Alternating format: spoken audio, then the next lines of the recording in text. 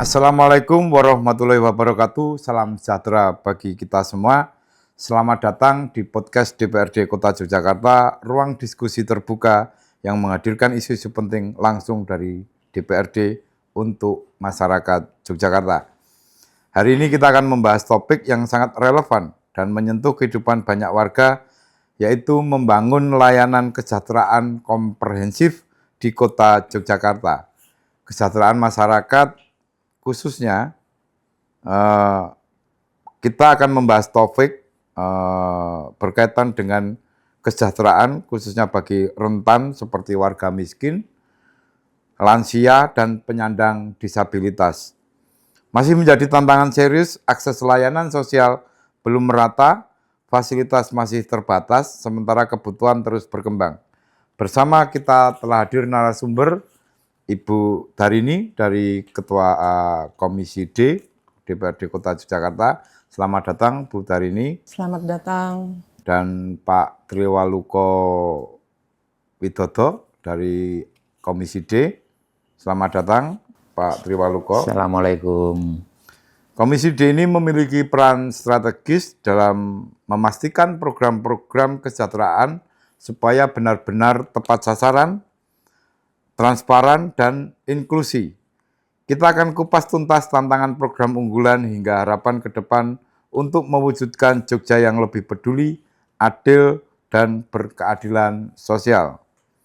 Baik, yang pertama kepada Bu Darini, kita akan menanyakan apa yang menjadi tantangan terbesar di dalam penyediaan layanan sosial di Kota Jogja ini, khususnya bagi warga miskin, lansia, dan penyandang disabilitas. Ya, baik Pak Wisnu. Jadi yang menjadi tantangan adalah yang pertama tentunya kita berkaitan dengan kadangkala data yang misalkan belum sesuai dengan apa yang sudah disesuaikan, kayak di Kota Yogyakarta ini kan kita berbasis DTKS dan KSJPS. Ternyata di luar itu masih ada masyarakat kita yang dalam kondisi memang dia seharusnya masuk di data itu belum. Tetapi pemerintah Kota Yogyakarta juga sudah membuat solusinya, yaitu bagaimana nantinya melalui RT RW didaftarkan melalui Musrembang. Dan yang kedua tentu infrastruktur untuk layanan itu juga kita masih sangat terbatas. Anggarannya, apalagi juga untuk anggaran sekarang kita mengalami beberapa refocusing sehingga juga menjadi keterbatasan. Di samping infrastruktur, anggaran, juga bagaimana masyarakat untuk bisa mengakses, kalau kita ini kan sudah mengalami sebuah perubahan digitalisasi, sehingga kalau kita modelnya pakai link seperti itu masih banyak masyarakat juga yang belum bisa mengakses itu dan belum bisa melakukan, karena memang kondisi masyarakat kita, apalagi kalau kita berbicara tentang kesejahteraan, di mana kesejahteraan itu berbicara tentang kaum yang termarginalkan, seperti lansia, masyarakat yang secara ekonomi kategori miskin, juga disabilitas, itu kadang-kala banyak juga masih yang sepuh-sepuh apalagi belum bisa melakukan dengan cara pakai istilahnya pakai HP terus melalui link. Nah, itu banyak yang tidak bisa juga, itu menjadi kendala. Sehingga memang ini menjadi PR kita bersama, di mana dari evaluasi itu tentunya nanti ke depannya bagaimana masyarakat, bagaimana Yogyakarta ini membuat sebuah kebijakan yang memang betul-betul bisa merata. Ya, tadi Bu Darini mengatakan bahwa kesulitan misalnya bicara lansia terkait dengan pemakaian aplikasi atau link-link yang ada di HP ini. Nah, saya mau nanya Bu Darini, nanti bisa Pak Toto menambahi, terkhusus nanti berkaitan dengan itu. Ada enggak OPD yang khusus misalnya, ketika misalnya tidak ada link, tidak ada aplikasi yang pengisian karena memang mungkin karena faktor usia, bisa karena faktor gaptek ya, karena sudah tua yang mungkin tidak bisa mengakses smartphone yang pada hari ini menjadi bagian dari kehidupan sosial masyarakat. Tetapi ada enggak OPD yang seharusnya misalnya khusus menangani lansia, disabilitas, terus warga miskin kota. Jadi supaya pemahaman ini tidak menjadi bias, oh ini menjadi tugas OPD ini, oh ini menjadi tugas. Ada enggak kira-kira? Jadi memang kalau saat ini arahannya adalah misalkan karena yang tahu warga itu miskin, misalkan belum terdata di DTKS, KSJPS, mereka melalui Pak RT, Pak RW. Diharapannya nanti Pak RT dan Pak RW lah yang melakukan. Tetapi di dinas sosial pun juga membuka ruang itu meskipun memang tidak ada kekhususan dalam artian ketugasan yang secara khusus, tetapi kalau ada warga yang datang untuk melakukan itu ditangani oleh dinas sosial. Ini tidak ada APD khusus gitu. Khusus misalkan di dinas sosial bagian khusus untuk menangani itu tidak ada, saatnya sepertinya untuk kalimat seperti itu tidak ada, tetapi apabila ada warga yang datang mengalami kesulitan itu dilakukan oleh mereka. Jadi untuk saat ini datang ke dinas sosial. Mas Toto, gimana Mas? Kalau menurut saya memang benar apa yang disampaikan Bu Darini, bahwa aksesibilitas ini menjadi kendala juga dalam pengadaan layanan sosial yang baik. Khususnya tadi masalah akses untuk contohnya untuk pengurusan dokumen, khususnya untuk yang lansia. Kalau yang disabilitas mungkin masih bisa, terutama untuk yang muda meskipun itu disabilitas, khususnya untuk Adminduk. Nah ini Adminduk kan sekarang pengurusannya secara online. Nah ini kadang lansia-lansia ini kurang bisa untuk mengakses link-link tersebut. Tapi pada saat saya di Komisi A, saya juga minta agar nanti kelurahan itu juga ikut berperan aktif untuk membantu warganya dalam pengurusan Adminduk. Tapi Dukcapil sendiri ini juga menyelenggarakan pembantuan untuk pengurusan Adminduk yang di wilayah ini lewat gerakan GISA. Nah ini GISA ini yang harus ditekankan agar lebih proaktif dalam membantu pengurusan untuk akses link-link tersebut, khususnya untuk lansia dan juga warga miskin yang mungkin untuk informasi masih kurang, mungkin seperti itu.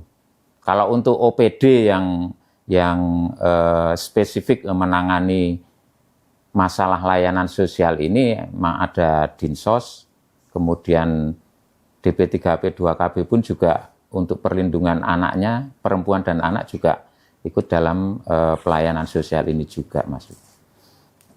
Oke, Mas Toto dan Bu Darini, terima kasih. Tapi sebelumnya, apakah pernah enggak dari rekan-rekan Komisi D kira-kira mendorong pemerintah untuk supaya akses ini, selain kalau digital tadi beberapa lansia kan kesulitan untuk mengakses itu.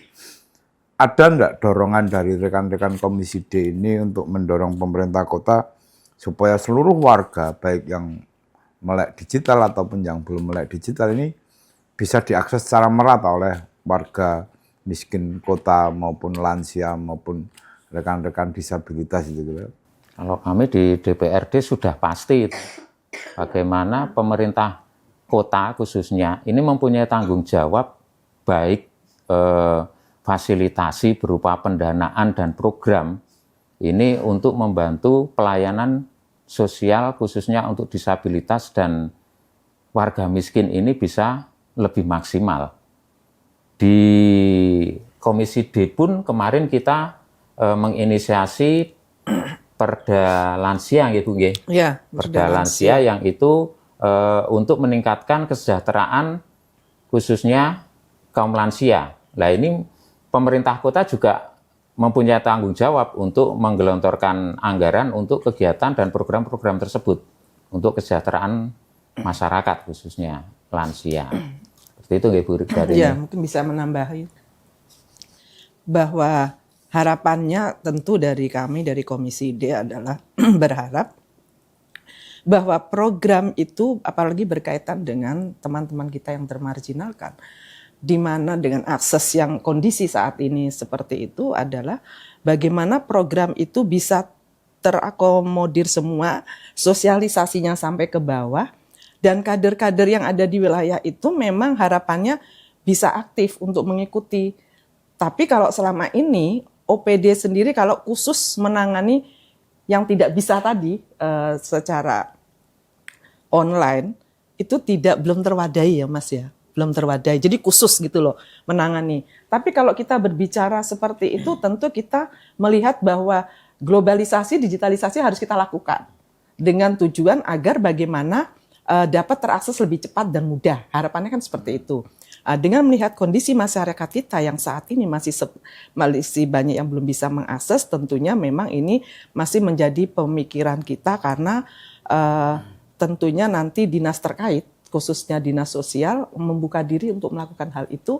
Contohnya seperti kemarin misalkan ada pelatihan atau ada pun misalkan kebutuhan santunan kematian, ya banyak juga yang lansia-lansia itu dari wilayah tidak bisa, misalkan Pak RT ternyata juga ada yang tidak bisa gitu ya.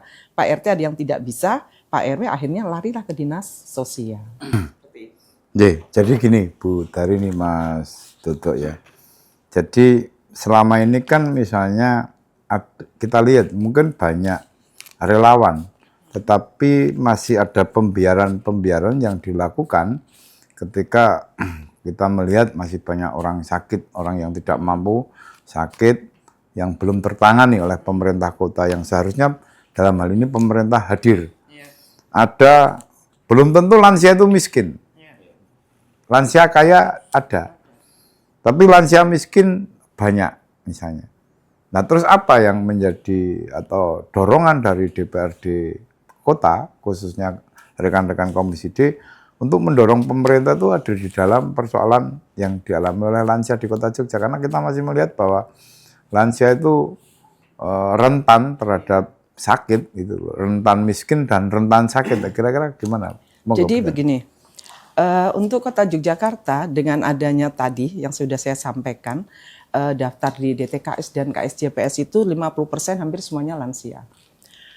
Dengan melihat kondisi lansia di Kota Yogyakarta yang 16% di Kota Yogyakarta, itu menjadi juga pemikiran dari kami ya di Komisi D, bagaimana mendorong itu tadi sudah disampaikan adanya perda. Dengan adanya perda tentu di situ nanti berbicara tentang bagaimana pemahaman untuk infrastruktur lansia, untuk kesehatannya, kebutuhannya. Jadi di situ secara infrastruktur fisik maupun non fisik akan tercantum. Nah, sehingga bagaimana agar lansia-lansia di Kota Yogyakarta ini yang 16% itu menjadi lansia yang sehat, lansia yang terperhatikan, lansia yang betul-betul memiliki masa hidup yang lebih panjang. Konkretnya apa, Mbak? Konkretnya adalah misalkan secara infrastruktur, harapan kita sih nanti kita juga ingin mendorong pemberdayaan lansia itu disesuaikan dengan kondisi lansia itu sendiri. Karena lansia itu tidak semuanya... Maaf, Bu Tarini, harapannya itu kan belum konkret. Konkretnya sekarang apa yang dilakukan oleh kawan-kawan Komisi D supaya pemerintah hadir? Kita ingin pemerintah hadir itu sudah banyak misalkan dilakukan dengan melalui adanya kesehatan ya Mas, untuk lansia itu juga ada. Nah, sehingga ada beberapa program yang dilakukan oleh pemerintah Kota Yogyakarta berkaitan dengan para lansia.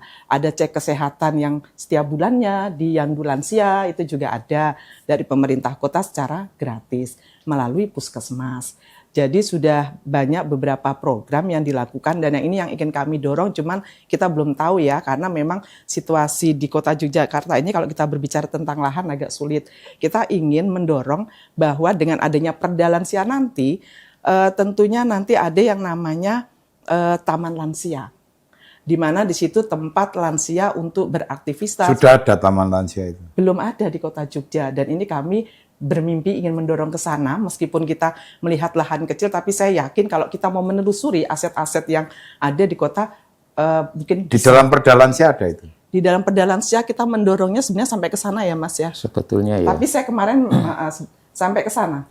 Sampai ke pemberdayaan lansianya itu sendiri.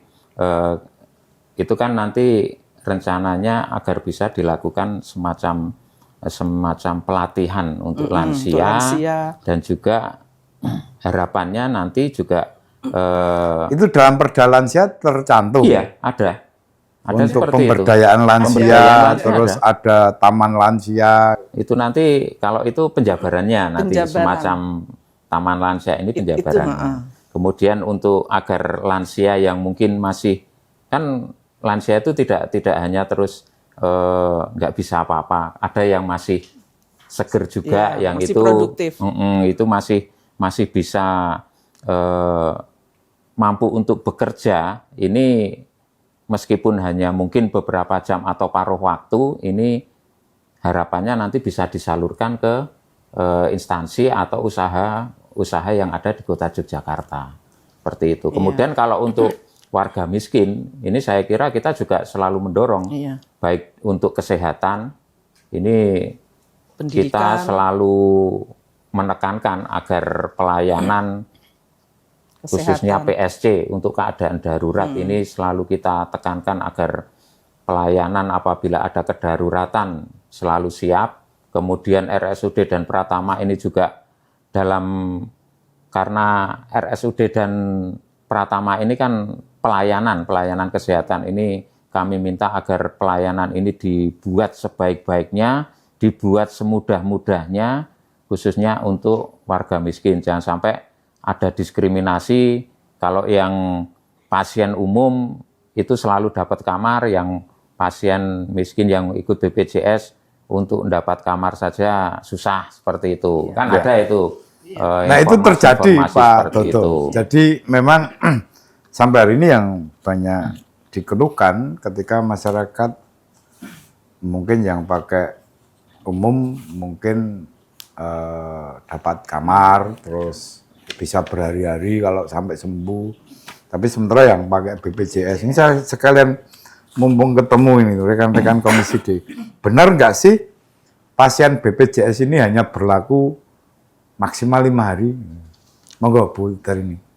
Ya, setelah itu pulang, terus nanti bisa dipakai kembali. Nah, itu juga memang menjadi keprihatinan kami dalam orang kondisi sakit, kalau masih sakit masa harus pulang. Kita tidak ngerti di tengah jalan, ternyata di saat dia pulang itu terjadi peningkatan, penurunan kesehatan yang cukup ngedrop, dan itu menjadi bagian bahwa pelayanan kesehatan, bahwa kesehatan itu menjadi tanggung jawab dari pemerintah, khususnya pemerintah Kota Yogyakarta. Memang itu menjadi, karena program BPJS itu kan program dari pusat ya. Sehingga memang ada aturan yang harus kita lakukan, ya kita harus memakai BPJS. Meskipun kita ya di Komisi D kita hitung-hitungi ternyata kayaknya pakai jam kesedah lebih menguntungkan untuk masyarakat Kota Yogyakarta, tapi kita tentunya akan menyalahi aturan yang ada. Nah, sehingga bagaimana pemerintah Kota Jogja hadir karena adanya kelemahan-kelemahan di BPJS itu dengan memakai jam kesedah, bagaimana nanti masyarakat bisa mengakses jam kesedah juga. Bener nggak kalau jam BPJS masyarakat memakai BPJS itu terus maksimal 5 hari? Kalau sebetulnya seminggu informasinya, seminggu. Informasi yang saya dapat itu sepertinya tidak ada batasan seperti itu. Tapi kenyataannya tetap perlu kita tanyakan juga nanti pada saat rapat kerja, khususnya dengan RSUD dan Pratama, apakah hal tersebut terjadi. Maka mumpung Bu Darini dan Pak Toto ada di sini, saya menanyakan itu karena ini aspirasi warga itu begitu. Mosok BPJS hanya maksimal 5 hari, sakit nggak sakit disuruh pulang. Itu yang terjadi seperti itu, Pak Wisnu. Terus apa yang tantangan tindakan dari rekan-rekan Komisi D, bagaimana? Ya tentunya nanti itu akan menjadi pembahasan kami juga ya, apakah ada aturan yang memang aturan secara hukum ya, maksudnya di atasnya ada hierarkinya, sehingga hal itu, program seperti itu bunyinya 5 hari atau 1 minggu, misalkan pakai BPJS, harus pulang dulu begitu toh, terus nanti bisa kembali lagi. Masukan dari masyarakat yang terjadi seperti itu. Nah, sehingga ini nanti mungkin bisa menjadi pembahasan kita bersama, karena kalau kita berbicara kesehatan, kita tidak tahu apakah di saat hari pulang itulah dia mengalami sesuatu yang kondisi yang cukup berbahaya. Kalau menurut saya, kalau dalam hal seperti itu seharusnya tidak dibatasi. Ya, seharusnya. Karena mungkin pada saat 5 atau 1 minggu itu kondisi masih sakit, bahkan mungkin belum membaik, masih parah. Kalau saya kira kalau itu terus nanti disuruh pulang dulu terus balik lagi, ini saya kira nggak tepat seperti itu. Maka seharusnya ini fungsi pengawasan dari rekan-rekan Komisi D hadir di situ supaya aspirasi ini tidak muncul. Ya, jangan sampai masyarakat mengalami hal seperti itu. Ya, terima kasih Bu Darini, Pak Toto. Jadi kan begini, tentu kawan-kawan DPRD ini kan nggak bisa bekerja sendiri, harus bersinergi dengan beberapa OPD, berkaitan dengan lansia, berkaitan dengan disabilitas, berkaitan dengan kaum miskin yang ada di Kota Jogja. Sementara misalnya dinas sosial, ada dinas kesehatan, ada DP3AP2 di dalam menjalankan program kesehatan. Tak tanya Pak ini masyarakat ini kan nggak tahu nih arti-arti tadi ada apa ini DP3AP2 itu apa toh? Bu, gitu loh kan. Kepanjangannya. Iya. DP3AP2 adalah Dinas Pemberdayaan Perempuan, Perlindungan Anak, Pengendalian Penduduk, Keluarga Berencana. Jadi di situ tugasnya apa? Tugasnya mereka berbicara juga tentang kestra, tapi lebih banyak bagaimana tentang perempuan, tentang anak, disabilitas, lansia, dan dia berbicara di situ untuk bagaimana teman-teman yang termarginalkan itulah bisa mendapat intervensi dari pemerintah untuk segala hal yang menjadi kebutuhannya. Nah, sehingga memang DP3AP2 itu sangat luar biasa sekali. Dia membangun yang namanya kader itu sampai ke tataran Jadi ada pendampingan keluarga sehingga DP3AP2 itu sangat strategis sekali. Yang baru sekarang Puspagatra ya, Bu, Puspagatra Puspagatra untuk ketahanan keluarga. Ketahanan keluarga. Itu singkatan lagi Puspagatra. Iya, jadi apa kepanjangannya? Puspagatra itu kepanjangannya apa kemarin itu? Kita juga baru dapat itu kemarin. Kok ini banyak sekali, banyak sekali gitu loh. Sebenarnya, ada Puspagatra. Non jauh. Jadi memang saya tuh berpikir begini, ketika pemerintah kota kebanyakan mendirikan wadah-wadah ini menjadi latah, karena sebenarnya sudah banyak wadah itu yang tinggal memaksimalkan. Nah, sementara saya nggak tahu kenapa pemerintah kota banyak membuat wadah-wadah, sementara wadah-wadah yang lain ditinggal. Ini bisa menjadi PR buat teman-teman di Komisi D nanti. Baik Bu Darini, terkait dengan program ini, artinya program tadi ini kan punya fungsi pengawasan nih, teman-teman di DPRD Kota, khususnya Komisi D, nanti tanggapannya Pak Toto juga bagaimana. Apa yang sudah dilakukan ketika tadi Bu Darini ngomong punya Taman Pelangi, punya ini, sementara saya melihat masih banyak sebenarnya masyarakat kita, masyarakat lansia ini, kaum miskin kota, yang mana pemerintah belum hadir di situ. Ini fungsi daripada DPRD tentang pengawasannya bagaimana dalam menjalankan? Ya, tentunya tentang pengawasan fungsi kami khususnya di Komisi D adalah misalkan berkaitan lansia.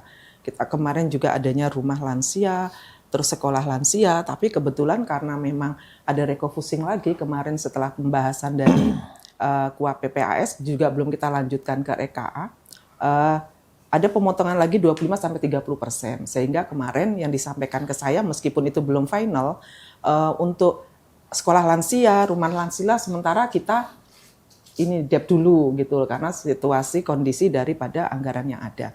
Tetapi itu menjadi prioritas juga ke depannya, karena apa? Kalau kita berbicara tentang rumah lansia itu juga berharap bagaimana lansia-lansia terlantar itu nanti bisa untuk mendapat perhatian di situ. Nah, sehingga bagaimana agar pengawasan kami tentunya melalui misal ada informasi dari masyarakat. Kedua, kita juga reses. Nah, di situ juga kita akan mensondingkan program-program yang ada di dinas terkait.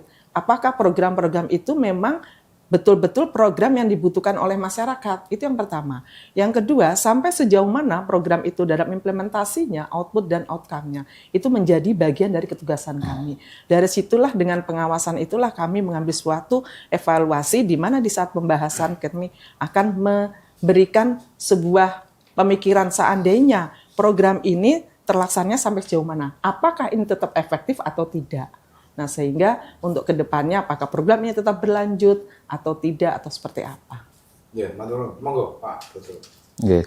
Kalau dari saya, ini kan kaum marginal tidak hanya lansia saja, ada warga miskin dan juga disabilitas. Ini kami di Komisi D, baik itu dengan Dinas Sosial, DP3AP2KB, kemudian Dikpora, kemudian Dinkes, ini program atau kegiatan yang itu langsung menyasar ke masyarakat. Ini yang selalu menjadi perhatian kita. Apakah dalam pelaksanaan ini anggaran yang dibutuhkan ini sudah sesuai atau belum. Karena kita sering mendapatkan informasi bahwasannya sebetulnya kegiatan ini bagus, seperti mungkin screening lansia, kemudian untuk fasilitas disabilitas, kemudian lansia juga infrastrukturnya yang nantinya bisa membantu baik itu lansia maupun disabilitas. Ini kadang terlalu kecil.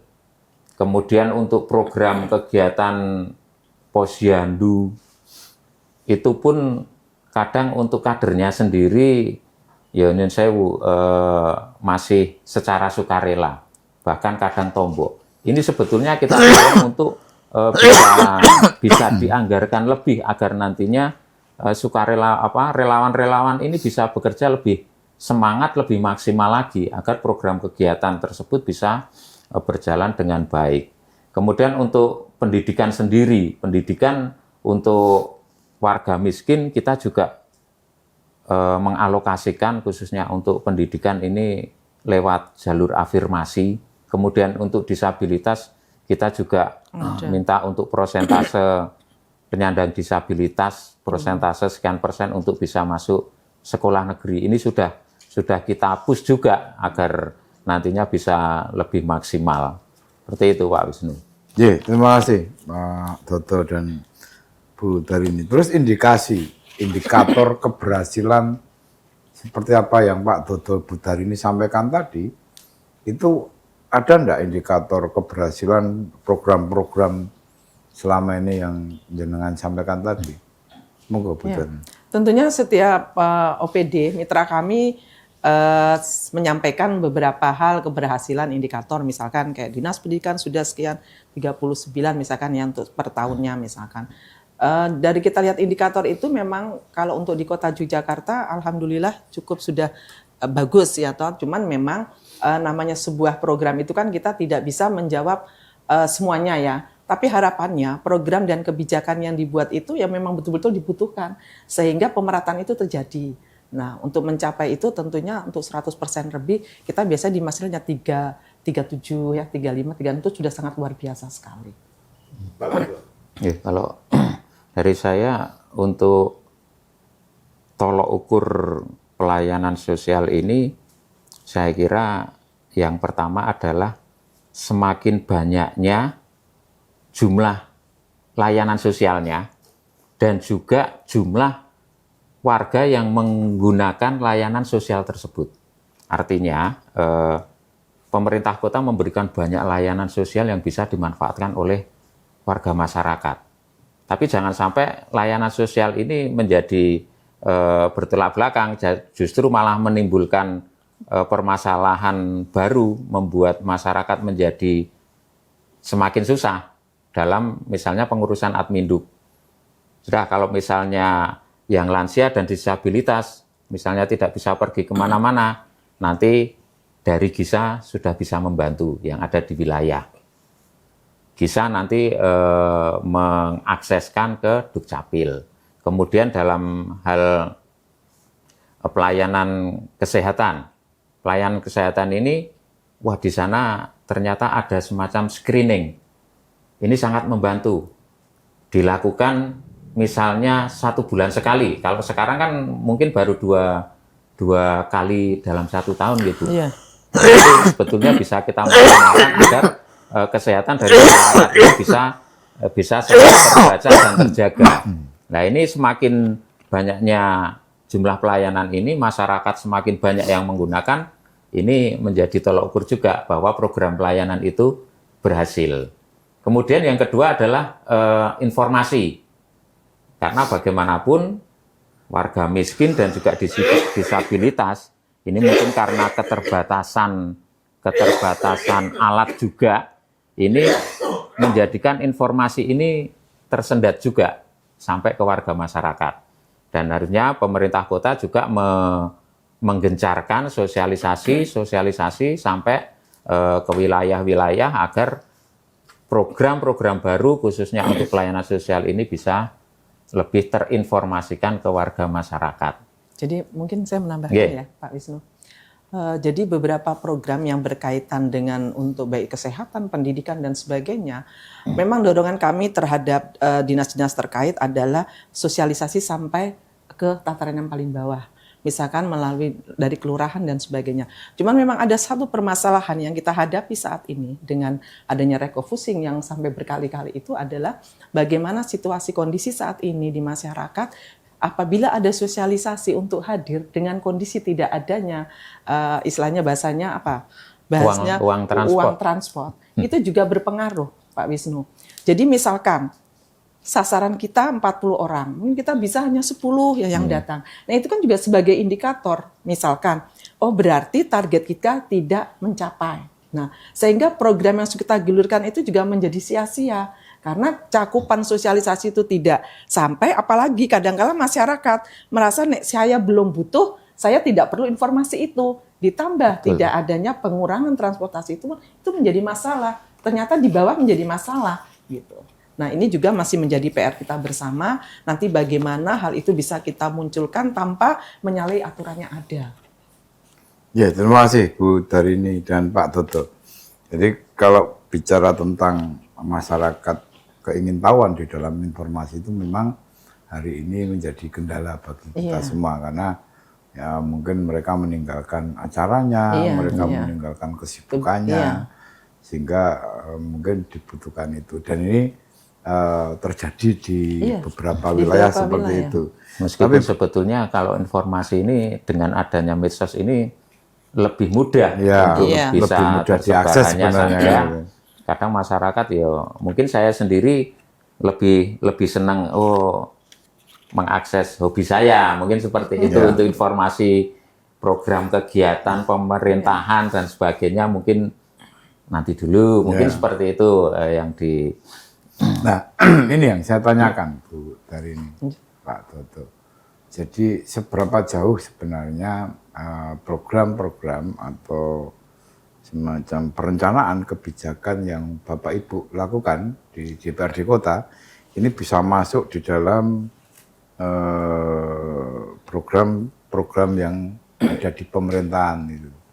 Apakah selama ini misalnya teman-teman di Komisi D ini kan memiliki ide, memiliki gagasan ini, terus ini masuk di dalam program, apakah ini masuk sehingga menjadi salah satu program pemerintah atau program unggulan pemerintah yang dilaksanakan dan sampai hari ini bisa ke masyarakat.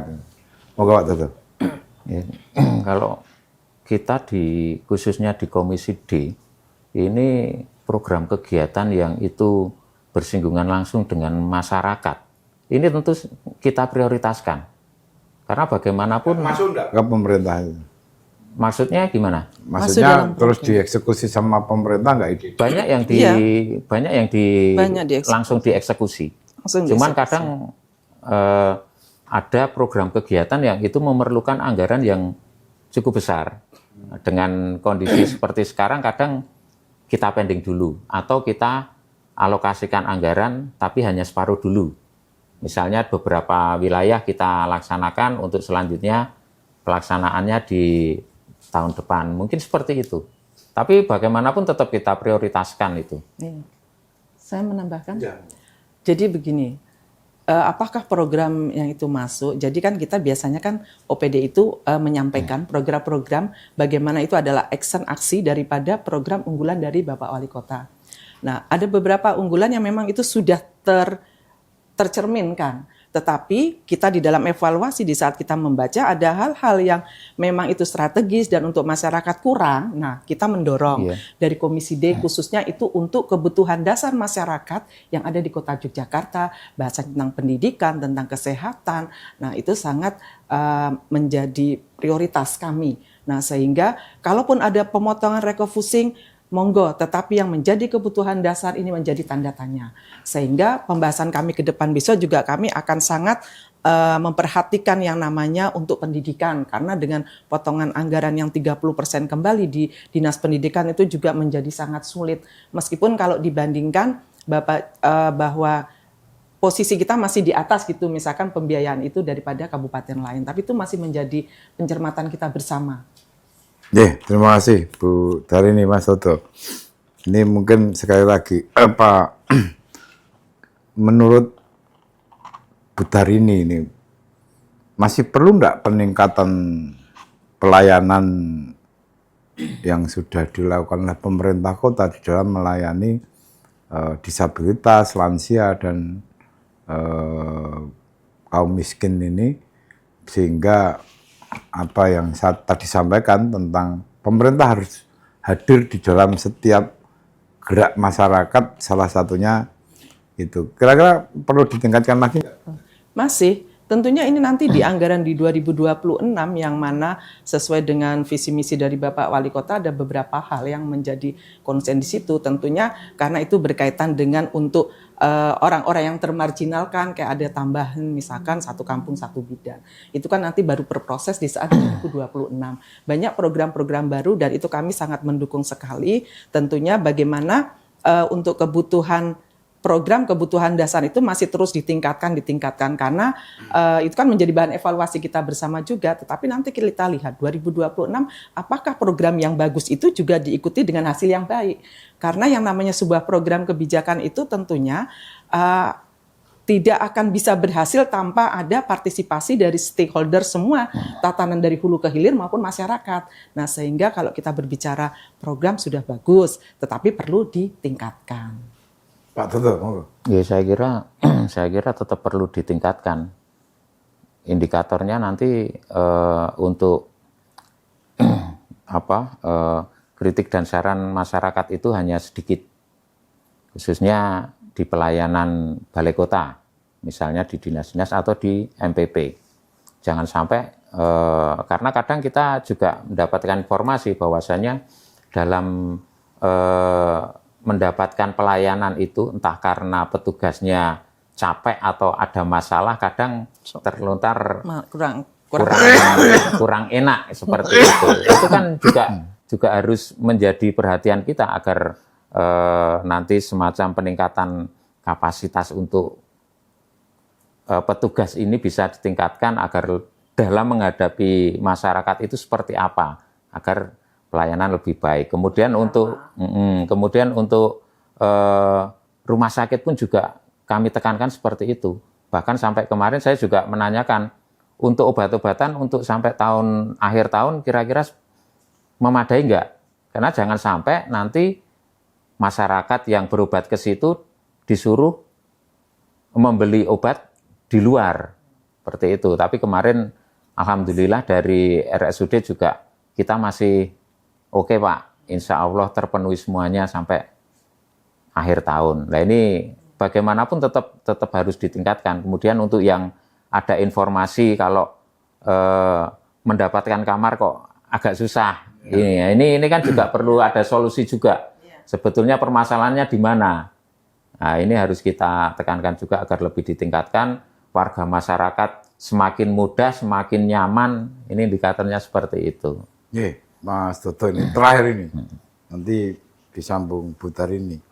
Seperti apa wajah Yogyakarta yang ideal menurut kawan-kawan DPRD Kota Jogja dalam hal layanan kesejahteraan bagi seluruh warganya? Monggo Pak Toto. Kalau idealnya, tapi saya kira untuk ideal juga relatif juga. Kadang orang menilai bahwasannya, pelayanan sosial di Kota Jogja sudah bagus, tapi mungkin ada yang mengalami sendiri bahwasannya, wah saya itu mengakses atau mengurus sesuatu itu dingel-ngel, kadang seperti itu. Jangan sampai ono istilah nek iso digawe angel kenapa digawe gampang, jangan sampai seperti itu. Kalau memang itu mudah ya dipermudah.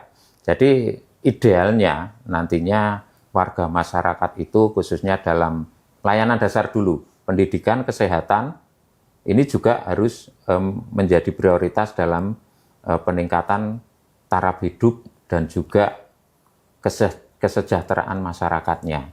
Seperti itu. Kemudian dalam hal keamanan, nah ini tentu saja baik aman untuk beraktivitas, aman untuk berusaha, aman untuk beraktivitas pada malam hari, yang kemarin-kemarin Daklite alhamdulillah sudah mulai kondusif berkurang, lagi. ya. Nah, ini tentu saja layanan dasar kemudian dalam hal keamanan ini bisa terpenuhi. Ini menjadi tolok ukur bahwasannya pelayanan untuk Kota Yogyakarta ini sudah ideal. Menurut Pak Toto sendiri sudah ada belum pelayanan kesehatan atau untuk lansia, untuk disabilitas? Masih belum.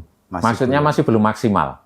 Masih belum. Sebetulnya sudah pemerintah kota sudah berupaya untuk melakukan. Berarti belum ideal ya? Belum ideal. Ya. Nah ini Pak Toto lagi nih.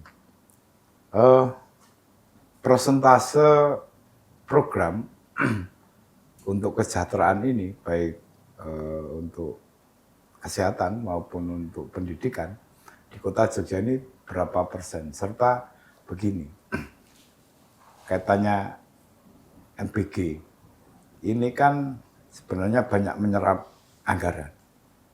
Sejauh mana pemerintah Kota Jogja bersama teman-teman DPRD? Kalau MBG kan dari pemerintah pusat ya. Ya. Artinya serapannya, terus akhirnya bagaimana kesejahteraan masyarakat khususnya Kota Jogja ini di dalam pengelolaan anggaran pendidikan dan kesehatan.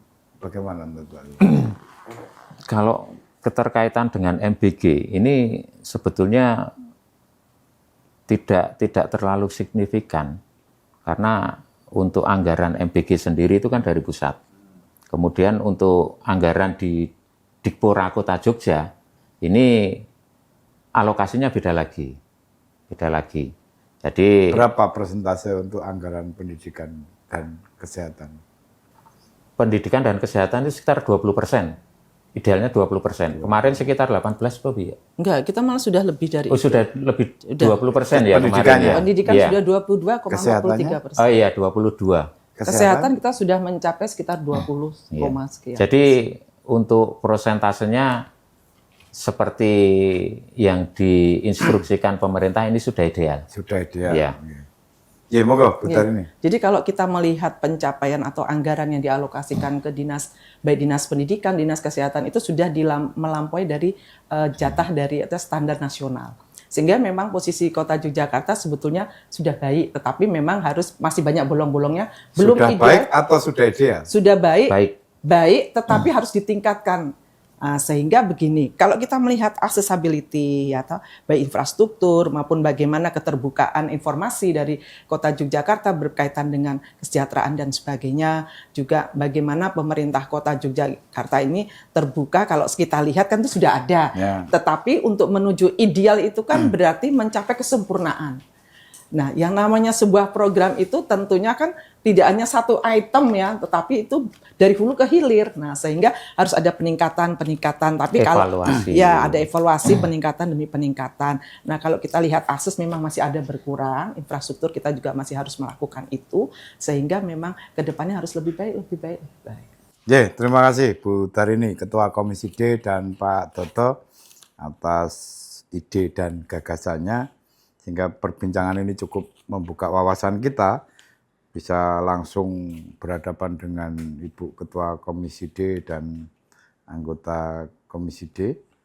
Baik, kawan-kawan, kesehatan atau kesejahteraan adalah hak setiap warga untuk mewujudkan dan tidak cukup hanya dengan program, tetapi butuh pengawasan sinergi lintas lembaga serta dukungan dari masyarakat.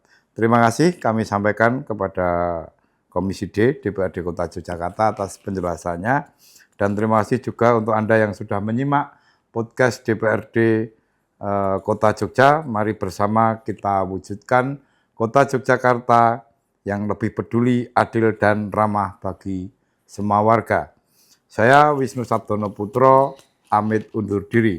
Wassalamualaikum warahmatullahi wabarakatuh. Waalaikumsalam. Salam Jogja istimewa. Matur nuwun.